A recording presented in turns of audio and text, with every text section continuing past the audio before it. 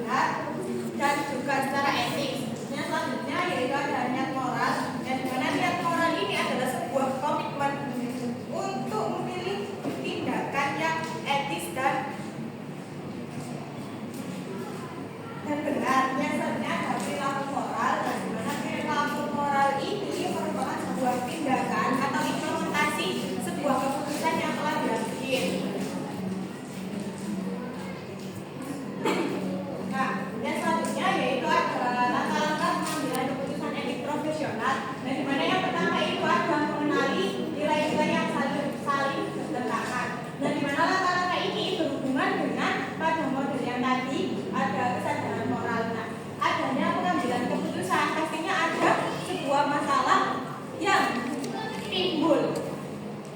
Nah, semisal ini berhubungan dengan materi yang kemarin yaitu dilema etik.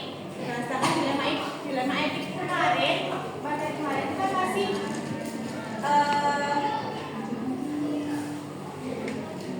belum ada pengambilan keputusan. Nah, yang pertama itu mengenali nilai-nilai yang saling bertentangan. Nah, yang itu kita kenali dulu masalahnya itu apa. Terus apa sih yang membuat bertentangan. Terus yang kedua itu menentukan pihak-pihak yang terlibat. Nah, setelah kita tahu apa saja yang bertentangan, terus kita itu menyelidiki bahwasanya siapa sih pihak-pihak yang terlibat, seperti kayak antara guru atau guru dengan guru atau guru dengan orang tua siswa atau siswa dengan siswa. Nah, setelah menentukan pihak-pihak yang terlibat, terus lanjut bahwasanya mengumpulkan fakta yang relevan. Nah, kita itu kita teliti dulu, kita dengarkan dari berbagai sisi. Nah, nanti kita bisa menyimpulkan. Lalu kita melakukan pengujian benar atau salahnya. Terus yang kelima ada melakukan pengujian benar lawan benar. Terus yang keenam ada menerapkan prinsip resolusi. Yang ketujuh ada investigasi opsi trilema.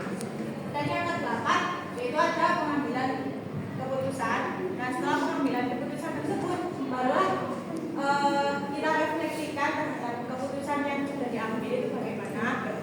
Apakah ada perlu tindak lanjut ataupun ada harus diperbaiki untuk memutuskan hal-hal yang berikutnya. Untuk selanjutnya akan dijelaskan oleh saya.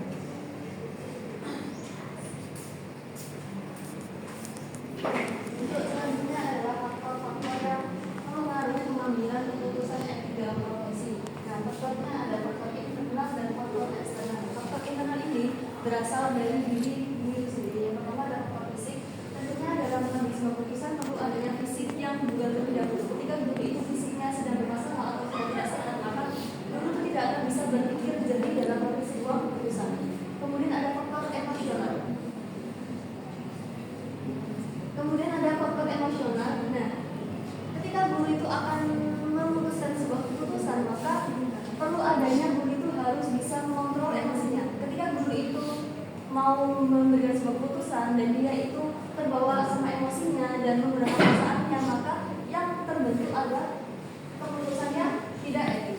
Kemudian ada faktor rasional. Nah, dalam mengambil sebuah keputusan tentunya juga guru harus menggunakan pikiran yang rasional atau yang logis dan dengan segala pertimbangannya. Kemudian ada faktor interpersonal.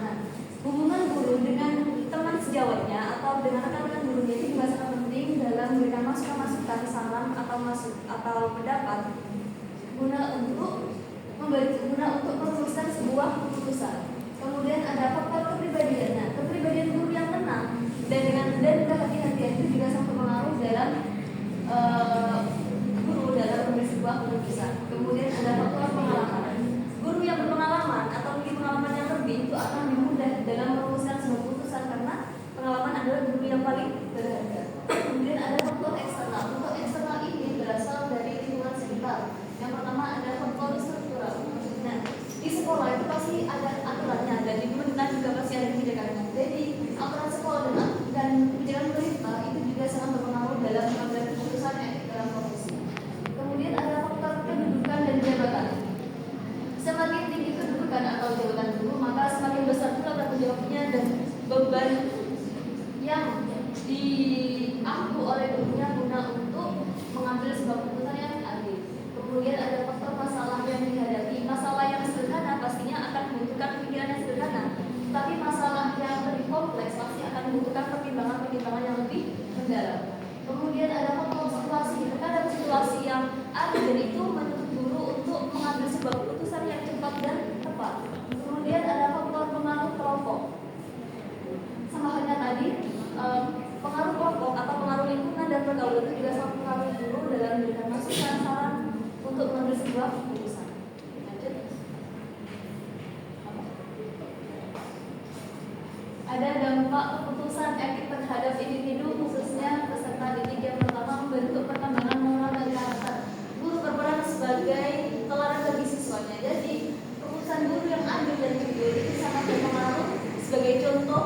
bagi peserta didiknya guna untuk membentuk karakter dan moralnya. Next.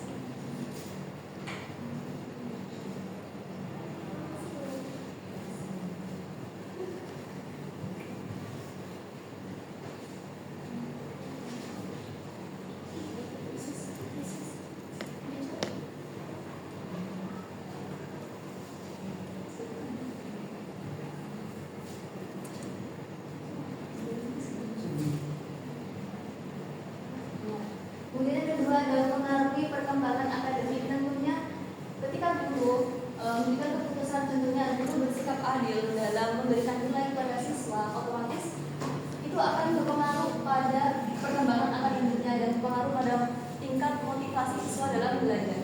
Kemudian yang ketiga, mengaruhi perkembangan emosional dan psikologis. Nah, lingkungan hasil dari keputusan etik guru yang adil tentunya akan berpengaruh pada emosional dan psikologis siswa. Misal ketika guru berikan hukuman yang tidak adil, tentunya hal itu akan memberikan dampak emosional atau psikologis pada siswa. Siswa bisa trauma atau mengalami rasa cemas dan sebagainya. Kemudian ada membentuk hubungan sosial dan lingkungan belajar. Keputusan etik guru yang adil tentunya akan bisa mempererat hubungan antara siswa dengan gurunya, siswa dengan teman-temannya, dan lain sebagainya. Dan ketika hubungan harmonis itu terjalin, maka akan terbentuklah lingkungan belajar yang kondusif. Kemudian ada melalui pembentukan kepribadian dan integritasnya, mengacu pada pandangan bahwa pendidikan itu tidak hanya tentang ilmu, tapi juga menunjukkan sebuah kepribadian atau integritas individu.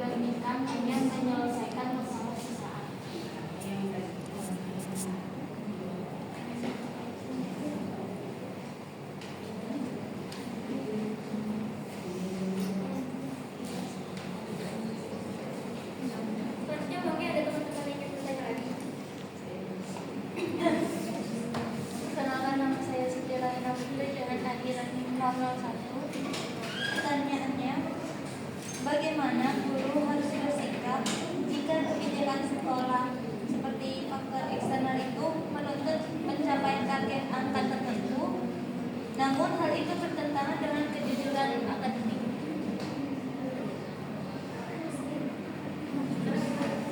Bagaimana guru harus bersikap jika kebijakan sekolah menuntut pencapaian target angka tertentu, namun hal itu bertentangan dengan kejujuran akademik? Bertentangan dengan kejujuran akademik.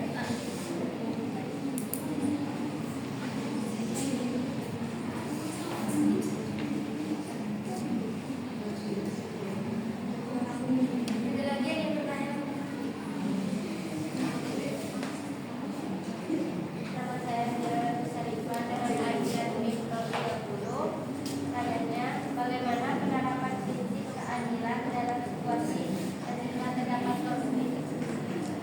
Bagaimana penerapan prinsip keadilan dalam situasi ketika terdapat konflik yang sangat penting? Bagaimana penerapan prinsip keadilan dalam situasi Ketika terhadap konflik yang sangat penting, terdapat konflik kepentingan. Ya.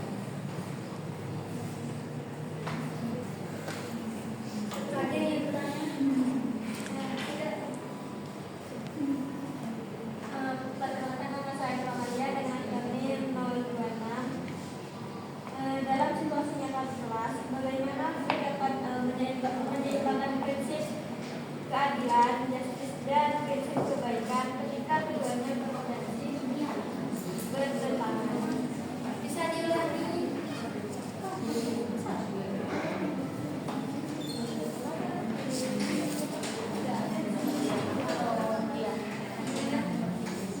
Dalam situasi nyata di kelas, bagaimana guru dapat menyeimbangkan prinsip keadilan dan prinsip kebaikan ketika keduanya berpotensi bertentangan?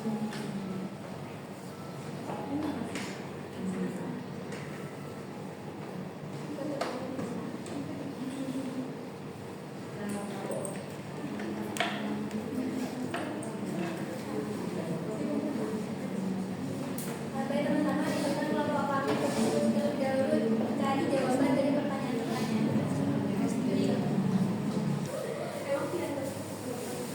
Baik teman-teman, di sini kelompok kami akan menjawab pertanyaan yang sudah ditanyakan oleh teman-teman sekalian. Pertanyaan yang pertama akan dijawab oleh Mbak Arin. Pertanyaan dari Mbak Hana.